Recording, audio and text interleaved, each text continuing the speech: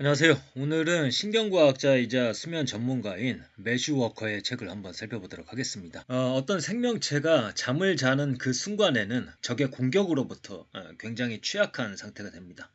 그 다음에 뭐 대자연의 재해로부터도 취약하죠. 그럼에도 불구하고 대부분의 생명체들이 다양한 형태의 수면이나 휴식을 취하게 됩니다. 이렇게 수면을 취하는 것은 그런 위험을 감수할 만한 충분한 가치와 어떤 혜택이 있기 때문일 것입니다. 그래서 이 잠을 통해서 얻는 것들이 무엇인가 한번 살펴보도록 하겠습니다. 일단 우리 잠의 구조를 보시고선 시작을 하시겠습니다. 처음에 깬 상태에서 시작을 해서 렘 수면 단계에 들어갔다가 다시 비렘 수면 단계로 가고 그 다음에 다시 렘 수면 단계로 올라오고 이런 과정들이 반복됩니다. 그래서 주기가 반복이 되는데 마지막에 이 렘 수면과 비렘 수면이 반복되다가 깰 시간이 가까워질수록 즉 아침에 다가올수록 렘 수면 단계의 비중이 커지는 것을 눈여겨보시면 됩니다. 예전에 저는 자기 전에 잠자리에서 많은 생각을 했었던 것 같습니다. 학생이었을 때는 그날 공부한 것을 누워서 머릿속으로 복습도 해보고요. 그리고 사회에 진출한 후에는 일과 관련된 것들, 고민거리들을 항상 잠자리에서 끌어안고 잤습니다. 그러다가 좋은 아이디어가 떠오르면 핸드폰을 켜고 메모를 하기도 하고요. 심지어는 자다가 일어나면서 좋은 아이디어가 문득 떠오르기도 했습니다. 또 심리적인 타격을 입거나 스트레스를 받았을 때도 그냥 자고 나면 괜찮아지겠지 하면서 잠을 청했습니다. 그리고 실제로 또 잠을 자고 나면은 스트레스가 많이 풀리곤 했었죠. 그런데 이 책 우리는 왜 잠을 자야 할까를 읽어보면서 이 몇몇 행위들은 뇌과학적으로 설명이 된다는 것을 알게 되었습니다. 잠을 잘 때 우리는 비렘 수면과 렘 수면의 단계를 반복하게 됩니다. 비렘 수면은 새로 학습한 정보를 뇌의 장기 기억 저장소로 옮겨서 안전하게 보관하는 데 기여한다. 그러니까 이제 각각의 기억들을 응고화시킨다, 확실하게 저장을 시킨다, 이런 의미고요. 하지만 이 새로 생성된 기억들을 취해서 당신 삶의 일대기를 이루는 목록 전체와 대조하는 일을 시작하는 것은 렘 수면이다. 렘 수면 때의 이 기억 대조를 통해 서로 관련이 없던 정보들 사이에 새로운 연결이 형성되면 새로운 창의적인 깨달음을 얻게 된다. 수면 주기가 반복될 때 렘 수면은 뇌 안에 방대한 정보 연합망을 구축하는 데 기여한다. 렘 수면은 심지어 한 걸음 물러서서 전체적인 흐름과 요지를 파악할 수도 있다. 일반 지식에 해당하는 것 말이다. 즉 정보의 집합이라는 것이 단지 기존 사실들을 끌어모아서 처박아둔 목록이 아니라 전체적으로 무엇을 의미하는지를 파악할 수 있다. 그래서 이제 첫 줄을 보시면은 새로 학습한 정보를 뇌의 장기 기억 저장소로 옮긴다. 그래서 이것은 해마에서 임시로 보관을 하고 있다가 피질로 옮기면서 안전하게 보관을 하게 되는 것입니다. 그래서 이 개별적인 기억들의 응고화를 담당하는 것이 비렘 수면이라면 렘 수면은 연결을 강화한다. 이렇게 보시면 되겠고요. 중요한 것은 서로 관련이 없던 정보들이 이 렘 수면 단계에서 연결이 된다는 것입니다. 그래서 자고 일어나면 새로운 아이디어가 떠오르는 것, 새로운 해법이 문득 떠오르기도 하는 것, 이런 것이 렘 수면 단계에서 일어난다고 보시면 되겠고요. 좀 더 근본적으로 말씀을 드리자면은 이 새로운 이 연결에서 새로운 맥락이 형성되고 이 새로운 맥락을 통해 개별 기억에 대한 새로운 의미가 생성되는 것입니다. 그래서 새로운 연결은 새로운 해석, 새로운 의미를 낳는다. 이렇게 보시면 되겠습니다.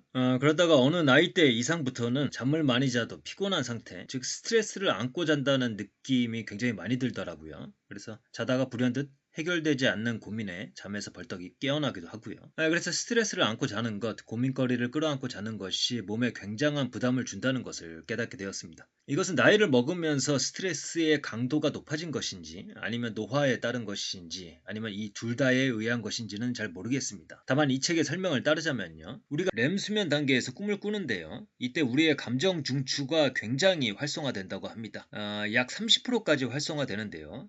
특이한 것은 노르아드레날린이라고 하는 스트레스 관련 화학 물질의 농도도 최저치로 떨어진다고 합니다. 이를 종합해보면 사실은 굉장히 감정적인 기억들을 재처리하는데 스트레스를 없앤 상태에서 이 단계를 진행을 한다. 즉 고통스러운 기억 없이 감정을 재처리한다는 것입니다. 이것은 잠을 자고 일어나면 스트레스가 결국에는 해소되는 것을 설명해 줍니다. 그런데 전쟁터에서 돌아와서 PTSD로 고생하는 사람들의 경우 잠을 잘 때 이 노르아드레날린의 수치가 떨어지지 않는다고 합니다. 즉 렘수면 단계에서 꿈을 꿀 때도 노르아드레날린의 농도가 높았다는 것. 그래서 이 감정이 제대로 차단이 안 된 상태에서 그 감정이 엮여져 있는 그 기억들을 꿈에서 되풀이한다는 것이고, 그래서 이 감정이 해결이 안 된 거죠. 그래서 그 다음날에도 그런 악몽을 반복하게 된다. 그래서 그 감정은 제거되지 않고 악몽은 되풀이되는데, 우연히 발견된 사실인데 고혈압 약인 프라조신이라는 것이 있는데 퇴역한 군인들의 반복되는 악몽을 줄이는데 이 약이 효과를 발휘했다고 합니다. 이 약이 결국에는 노르아드레날린의 분비를 억제시켰고, 이로써 렘 수면 단계에서 감정 처리가 결국에 되게 만들었고,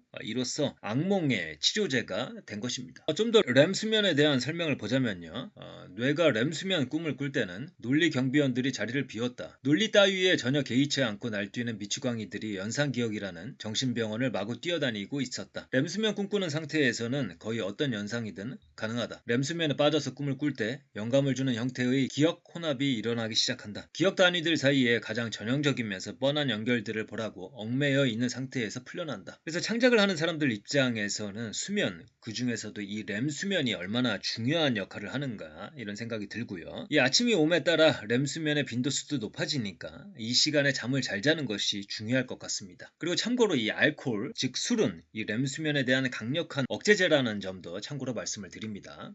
고등학교 때 개인적인 일화가 생각이 나는데요. 친구랑 야간 자율학습을 하고 자전거를 타기 시작을 했는데요. 밤 10시부터 한강변을 따라서 계속 페달을 밟았습니다. 그리고 계속 그 길을 가다가 새벽 3시, 4시 정도 됐을 때 체력적으로 한계를 느껴서 집으로 되돌아오게 됩니다. 죽어라 페달을 밟는데요. 오전 8시에서 9시쯤에 동네에 도착해서 또 다른 친구네 집 문 앞에 도착을 했습니다. 그리고 그 친구 보고 찬물 좀 달라고 부탁을 하고 물을 가지러 간 사이에 그대로 문 앞 길바닥에서 잠들었던 기억이 납니다. 이것을 수면의 측면에서 보면요, 우리 몸에는 식교차 상액이라는 것이 있어서 24시간 하루 주기 리듬을 조절한다고 합니다. 그림에서 밑에 점선이고요. 반면 또 우리 몸에는 아데노신이라는 화학물질이 쌓여서 수면 압력을 형성하게 됩니다. 위에 실선입니다. 이 우리 몸의 수면과 각성을 조절하는 이 두 시스템이 별도로 작동하게 됩니다. 우리가 커피를 먹어서 카페인의 힘을 빌려 밤을 새는 것은 아데노신이 작용하는 수용체를 빼앗아서 카페인이 작동하기 때문에 가능한 것이고요. 이런 카페인의 도움이 없다면 하루 주기에서 각성 욕구는 최저로 가고 아데노신은 최대치로 쌓이는 밤 11시 무렵이 잠자려는 충동이 가장 강해지는 시기라고 합니다. 반면에 오전 11시쯤이 수면 욕구가 제일 적습니다. 하루 주기에서 깨어 있으려는 충동이 강하고, 반면에 아데노신은 덜 쌓여있는 아침이니까요. 그래서 밤에 공부를 할 때 우리가 졸리다, 그런데 그 고비만 넘기면 다시 정신이 선명해지는 단계가 온다라는 이야기를 하잖아요. 이것은 S커브, 즉 아데노신과 관련된 것이라기보다는 밑에 C커브 하루 주기와 관련이 있겠습니다. 그 시점만 지나면 괜찮아질 수 있다. 반면에 아데노신의 경우는 계속 쌓이니까요. 그래서 이제 결국에는 견디지 못하는 시점이 오겠죠. 그리고 우리가 외국에 가서 시차에 적응해야 할 때 이 C커브는 매일 1시간씩 햇빛의 도움을 받아 조정을 하게 됩니다. 그래서 만약에 8시간의 시차가 있는 외국이라면 적응하는데 대충 8일 정도 걸린다고 보면 되겠습니다. 그 다음에 비렘 수면에 대한 이야기를 해볼까 합니다.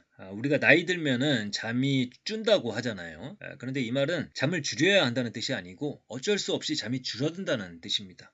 이 책의 저자에 따르면 잠이 들게 하는 뇌의 어떤 영역이 노인이 되면서 점차 망가진다고 합니다. 노인 뇌의 중앙 전두엽이 더 심하게 퇴화해 있을수록 깊은 비렘 수면도 더 많이 줄어들었다. 밤에 잘 때 수면 방추가 덜 생성되면 다음날 그 노인의 학습 능력은 더 떨어졌다. 즉 우리가 제시한 사실들의 목록을 암기하는 능력이 떨어졌다. 그래서 이러한 뇌의 퇴화가 수면이 줄어드는 것의 60% 정도를 설명하고 나머지 40%는 아직 밝혀지지 않았다고 설명을 합니다. 그래서 이 비렘 수면을 못하면 학습 능력, 암기 능력이 떨어지게 되고요. 이 비렘 수면의 3단계, 4단계를 서파 수면이라고 하는데 이 서파 수면 단계에서 수면 방추라는 뇌파가 발생하게 됩니다. 그래서 이 수면 방추가 덜 생성되면 학습하는 능력, 암기하는 능력이 떨어진다. 이렇게 말씀드릴 수 있겠습니다. 일반적으로 비렘 수면 단계에서 시냅스 가지치기가 일어난다고 보는데요. 렘 수면 단계에서는 아까 말씀드린 대로 연결의 역할을 많이 한다고 말씀을 드렸고요. 그래서 이 비렘 수면이 적으면 이 가지치기가 잘못 일어날 수 있다는 가능성도 제기가 되었습니다. 조현병이 생긴 이들은 시냅스 가지치기와 관련된 뇌 성숙 패턴이 비정상이었다. 합리적이고 논리적인 생각을 담당하는 전두엽 영역들이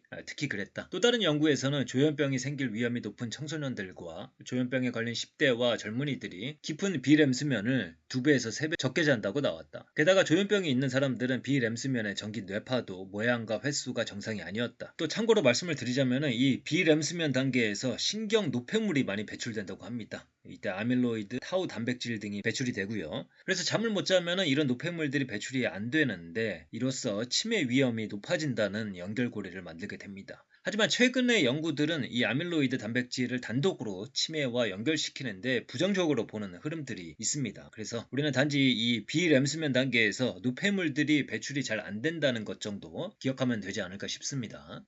그래서 이제 잠을 잘 자기 위한 12가지 방법들 끝에서 제시를 하고 있는데요. 살펴보자면은 1번에 수면 시간표를 지켜라. 이게 굉장히 중요하다고 합니다. 다른 건 못 지켜도 이 시간표를 지키기만 해도 굉장히 좋다고 합니다. 운동은 좋지만 너무 늦게 하지는 말라.